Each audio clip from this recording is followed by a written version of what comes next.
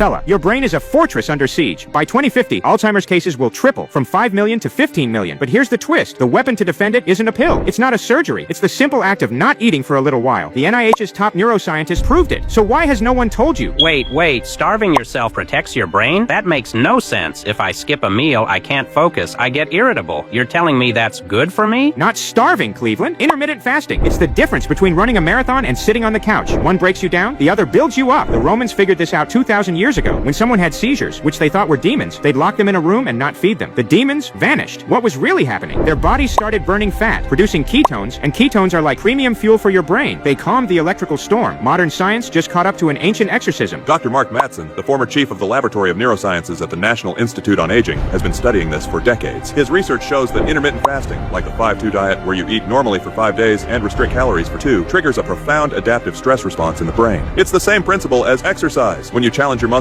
they grow stronger. When you challenge your brain with a short fast, it doesn't shut down, it fortifies. It produces brain-derived neurotrophic factor, or BDNF. Think of it as miracle grow for your brain. It literally grows new neurons and strengthens their connections. Think of it this way. A standard diet of 3 meals a day plus snacks is like low-octane fuel that gums up the engine. Fasting flips a switch, making your body produce ketones, a high-octane fuel that burns cleaner and gives you more energy. Your brain is a neural Ferrari. Stop filling it with cheap gasoline. Hold on. So you're telling me that the hunger and irritability I feel when I skip lunch, that's like my brain going to the gym? Exactly, Cleveland. The first time you run 3 miles, you feel terrible. Your muscles scream. But if you do it every week for a month, you adapt. You get stronger. Fasting is the exact same workout for your neurons. They're forced to activate, to become more active, because your brain, thinking you need to find food, sends a signal. Figure it out or die. Your focus sharpens. Your memory improves. It's an evolutionary survival switch, and we've turned it off by eating 3 meals a day plus snacks. So, the feeling of hunger is just my brain doing CrossFit?